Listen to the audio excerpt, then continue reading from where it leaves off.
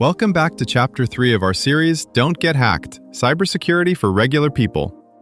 In this episode, titled Two-Factor Everything, Your Second Line of Defense, we're going to break down the concept of two-factor authentication and why it's such a crucial step in keeping your online accounts safe. So, let's dive in. Someone logs into your account from another country. The password is correct. No alarms go off, no warnings fire, nothing stops them. Now here's the twist. One tiny setting you can turn on in under a minute would have blocked that break-in before it even started. That tiny setting isn't magic.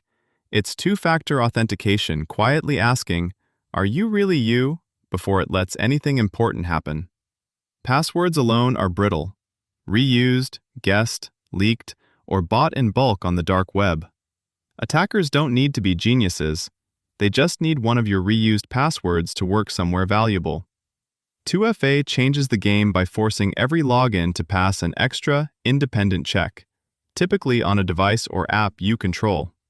Suddenly, a stolen password isn't enough.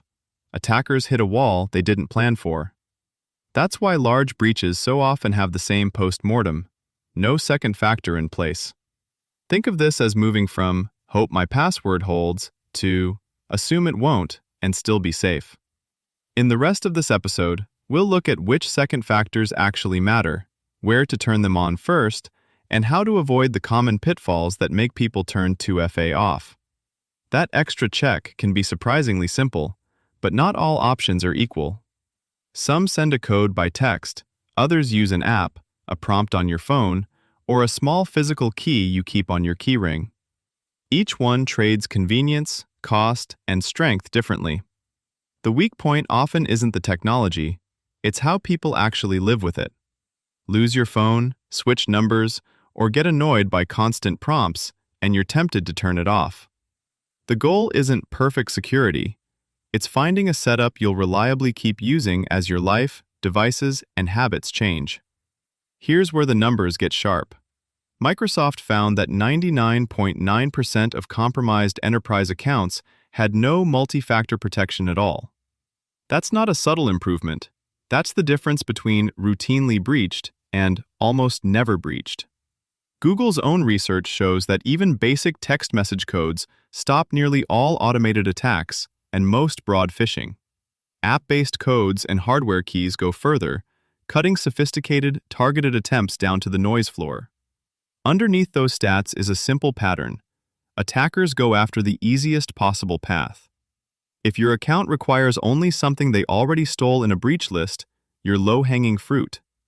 Turn on a second check, especially a stronger one, and you usually get pushed into the too much effort category. This is why large providers and security teams obsess about coverage. How many critical accounts actually have that extra step turned on? Different factors change which attacks even make sense. A code generator app on your phone resists SIM swaps that can hijack text messages. A hardware key ties its approval to the real website's address, so a perfect-looking phishing page still can't trick it. Biometrics, when used as one piece of a larger puzzle, shine at protecting the device in your hand rather than the account itself.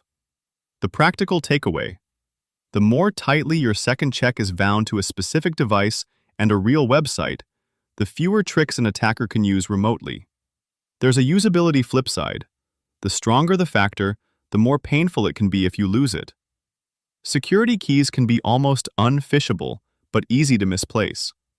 App prompts are smooth until your phone dies during travel. The art is matching the protection level to the risk.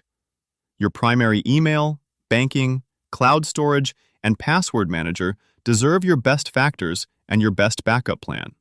In that sense, strong 2FA is like preventive medicine, a small, routine inconvenience that quietly avoids a catastrophic, expensive emergency later. Think about the different layers of your digital life instead of treating every login the same. Start with the accounts that, if lost, would let someone pivot into everything else. Your primary email, cloud storage, financial logins, and password manager. For each one, ask two questions. What could someone do from here? And how badly would that hurt? The scarier the honest answer, the more effort you should spend hardening it. Many companies already learned this the hard way. After a string of SIM swap incidents, several crypto exchanges stopped relying on text messages and pushed staff toward hardware keys for admin access. Some newsrooms rolled out app-based prompts after seeing reporters targeted with phishing tailored to their beats. A few creative teams now use separate devices for approvals on shared social media, so one compromised laptop doesn't sink an entire brand. In practice, you're aiming for a staggered setup. Strongest protection on crown jewel accounts, still good protection on everything else, and a simple, written backup plan for when a device inevitably dies or disappears. Regulators are quietly raising the floor. Banks, hospitals, and government portals are moving toward no second check, no access by default. As passkeys spread, you'll start logging in with a phone tap or laptop sensor more than any typed secret. It may feel like weather gradually changing. One day you notice most risky actions, wire transfers, payroll edits, code pushes, demand a stronger confirmation, and skipping it feels as strange as leaving your front door wide open. Treat this as ongoing practice, not a one-time switch. As your habits, devices, and apps change, your defenses should shift too, more like tuning an instrument than installing a lock. Your challenge this week: upgrade 2FA on just one crown jewel account, then note what slowed you down. That friction is a map of what to fix next. This was Owl Up, your daily step forward. To keep learning with structured courses and more insights, go to owlup.co. Until tomorrow!